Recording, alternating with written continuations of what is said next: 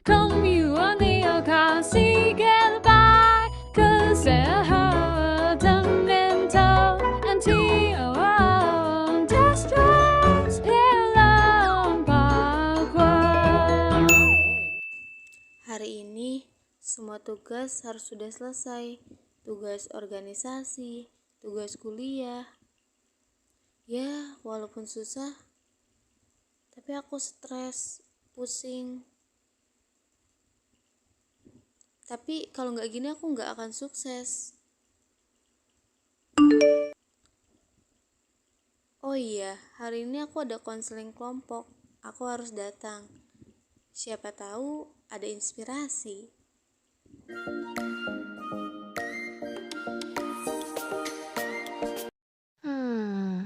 Gimana ya? Badan capek, butuh istirahat. Tapi tugas masih banyak, harus kuliah juga. Bingung banget mau bagi waktu. Belum lagi mau pergi liburan sama teman-teman. Gimana ya? Ih, sebel banget hari ini banyak tugas. Oh iya, hari ini kan ada konseling kelompok. Pagi-pagi udah kepikiran tugas aja. Masih pagi udah mikir tugas banyak. Enaknya ngapain ya biar nggak pusing mikirin tugas mulu? Apa aku baca buku aja ya biar nggak pusing mikirin tugas? Iya deh, kalau gitu baca buku aja. Baca buku juga pusing, sama aja. Wah, ada info apa nih? Wah, ada info konseling kelompok ya? Boleh deh.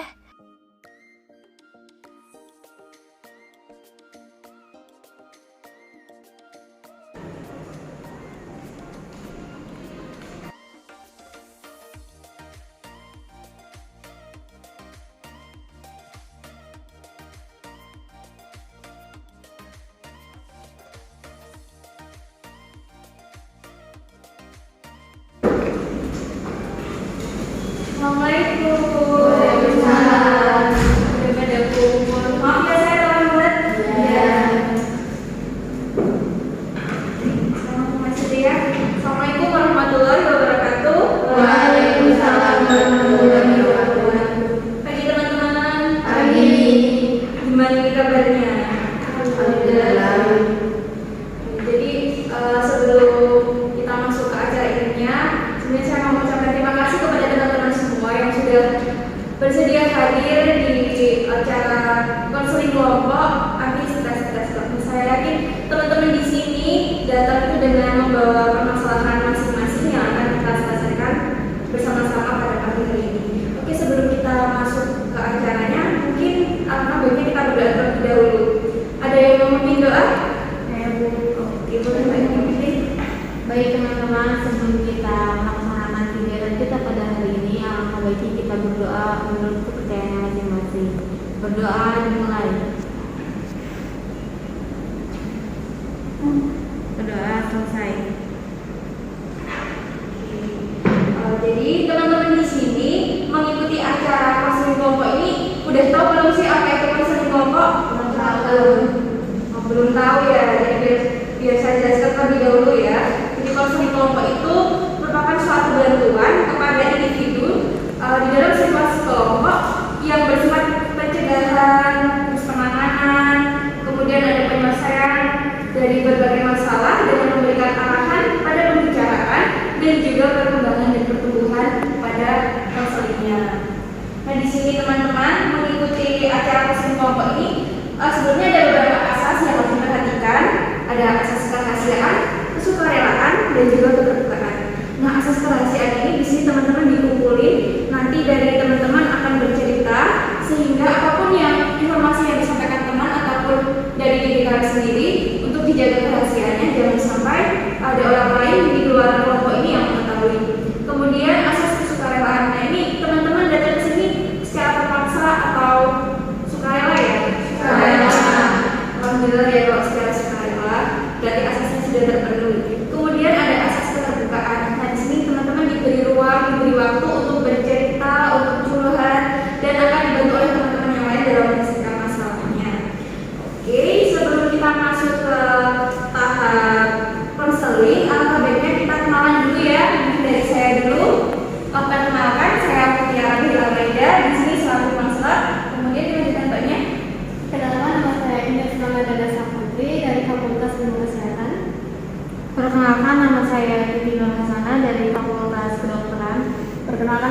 Nelia Dermastuti dari Fakultas Keguruan. Perkenalkan, nama saya Nelia Puspitasari dari Fakultas Hukum.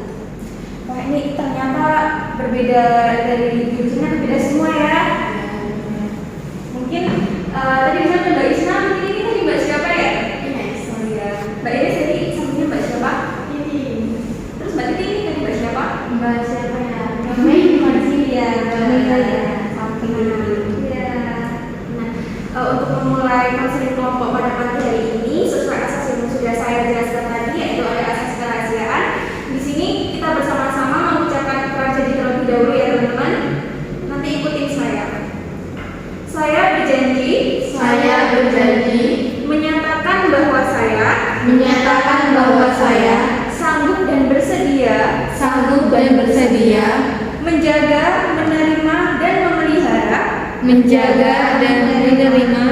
memelihara informasi apapun baik dari saya sendiri maupun dari orang lain. Asli, jadi sudah dibacakan oleh teman-teman. Dari di sini asas kerahasiaan sudah dibentuk. Kita kesepakatan waktu dulu, kira-kira kalau konseling kelompok selama 30 menit bisa ya? Nanti di sini saya yakin banyak banget yang ingin bercerita. Cuma kalau 30 menit ini nggak akan terselesaikan kalau semua harus diselesaikan hari ini juga. Mungkin kita bisa atur waktu lagi agar bisa pertemuan konseling kelompok kembali. Oke, langsung saja. Di sini ada yang mau bercerita terlebih dahulu? Oh iya. Sama Isna. Saya mau cerita permasalahan saya itu, saya sering stres menghadapi waktu, sepertinya sehari kurang gitu loh Bu. Jadi seperti susah mengatur waktu gitu ya, ya. antara kuliah, main, belajar sama istirahat. Saya sering stres gitu. Oh iya, jadi kadang kita di sini ketika dihadapkan, apalagi mahasiswa seperti ini ya, dihadapkan oleh banyak kegiatan dan gak bisa mengatur waktu, itu memang membuat stres. Terus kadang juga sebenarnya banyak tugas, tapi pengennya bermain. Nah itu kan bingung cara mengatur waktunya. Kalau mungkin dari Mbak Dunia ada saran pandangan, atau mungkin Mbak Lia juga memiliki permasalahan yang sama atau gimana? Sebenarnya saya juga memiliki permasalahan sama dengan Mbak Isna yang kurang membagi waktu selama 24 jam antara untuk belajar, istirahat, melakukan hal-hal yang lain, dan mungkin ada beberapa hobi yang mungkin membaca atau melihat menonton sebuah film seperti itu. Kalau dari yang lain mungkin ada saran yang seharusnya dilakukan itu seperti apa untuk memecahkan masalah yang seperti ini? Saya ingin saran kepada Mbak Isna dan Mbak Melia, mungkin tentang membagi waktu ya. Kalau dari saya ya, sarannya kita itu harus ada schedule. Jadi satu minggu ini kita harus ada jadwal. Misalkan hari Senin pagi itu kita hari Senin itu melakukan kegiatan apa saja dan ada tugas apa saja atau deadline apa saja, agar waktu lainnya atau waktu luangnya dapat dimanfaatkan dengan hal lainnya. Misalkan malam Senin itu jadwalnya mengerjakan tugas.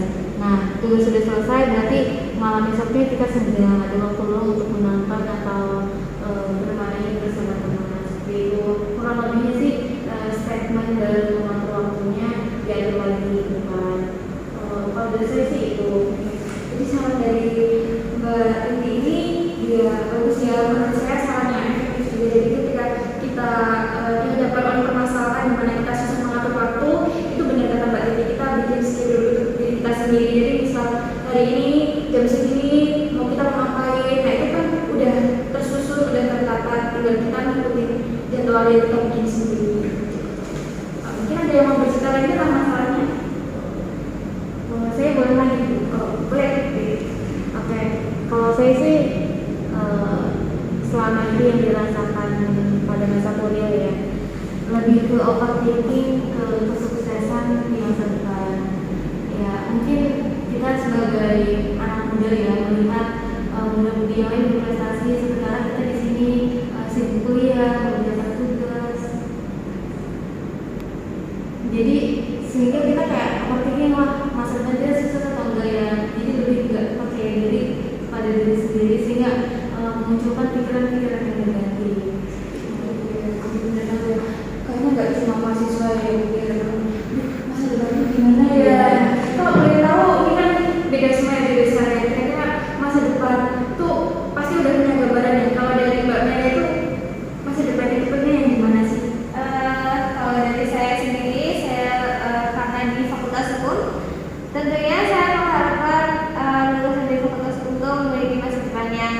baik, bekerja sesuai dengan porsinya, sesuai dengan passionnya, terus menginginkan semua yang kita harapkan itu lancar, nggak jauh berbeda dari fakultas yang kita jalani. Itu sih. Kalau Mbak Titi sendiri karena merasa khawatir ya dengan masa depannya, Mbak Titi itu pengen punya masa depannya seperti apa sih? Oh iya, apalagi kita swasta ya. Jadi saya juga ingin punya masa depan, ingin membuktikan bahwa swasta ataupun negeri itu bisa menjadi insan penerus bangsa yang bersinar ya. Dimana ya kita lulusan kedokteran terbaik walaupun itu dari swasta ya, terbaiknya maksudnya nanti ketika kita kerja kita bisa memberikan yang terbaik untuk masyarakat, dan dia tentunya kita bisa membanggakan nama kita. Jadi masa depan juga punya masa depan yang ingin tertata sesuai dengan ekspektasinya. Nah, kalau saya menyarankan bagaimana kita mengatasi kekhawatiran dari masa depan kita, kan kita sudah pertama itu menyusun planning dulu ya. Kita planning misal umur segini harus pencapaiannya harus ini, umur segini harus seperti ini. Nah itu dari planning itu kita jadikan motivasi. Oh, kita harus sampai ke planning ini, harus sesuai dengan planning ini. Berarti apa usaha yang harus kita lakukan itu juga harus sebanding. Selain usaha itu juga harus berdoa. Nah, di sini kan bisa melalui sholat tahajud, itu nanti juga akan membantu kita untuk sukses, untuk menjadikan realita masa depan itu yang sesuai dengan realita kita. Seperti itu. Kalau dari Mbak Ines mungkin ada tambahan atau saran untuk permasalahannya Mbak Titi? Kalau menurut saya dari permasalahannya Mbak Titi itu kita sebaiknya harus percaya diri terlebih dahulu. Nah itu kan kunci utama. Walaupun kita dari universitas swasta, kita itu nggak boleh minder gitu. Kita harus tetap kita tuh bisa, kita tuh mampu walaupun kita tidak dari negeri gitu kan. Kan sama saja universitas itu tidak memandang negeri ataupun swasta, dan nanti jika di pekerjaan pun HRD atau yang mau wawancara itu kan tidak memandang kamu itu dari universitas mana. Nah itu tergantung kitanya, kita sendiri. Benar banget. Jadi negeri sama swasta itu sebenarnya nggak akan berpengaruh pada kita. Itu tuh tergantung kitanya juga. Kita itu bisa menghadapinya, kita bisa mengubah apa yang ada di depan mata kita itu seperti apa. Bisa meningkatkan skill, kemudian kayak keterampilannya juga seperti apa, belajar yang tekun juga, berdoa, berusaha mungkin. Karena ini waktunya sisa 10 menit dan kita tadi di sini udah menceritakan permasalahannya, dan juga banyak teman-teman di sini yang memberikan masukan, memberikan saran, tapi belum semuanya bisa bercerita ya. Mungkin kita bisa atur jadwal lagi ya, kira-kira mau kapan teman-teman? Minggu depan? Gimana yang lain minggu depan? Boleh. Jadi kita minggu depan ketemu lagi ya. Dan di sini sebelum counseling kelompok ini ya, jadi boleh kita SPP dulu biar pikirannya lebih plong gitu ya. Nanti di sini saya mau mengajak teman-teman SPP. Kalau saya bilang pagi tentunya sekali, kalau saya bilang siang tentunya 2 kali, kalau saya bilang malam tentunya 3 kali. Ya, fokus ya teman-teman, kita coba dulu aja ya. Siang, pagi, siang, pagi, malam. Oke, sekarang serius ya ini ya. Malam, pagi, siang, pagi, malam, siang, pagi. Oke, waduh.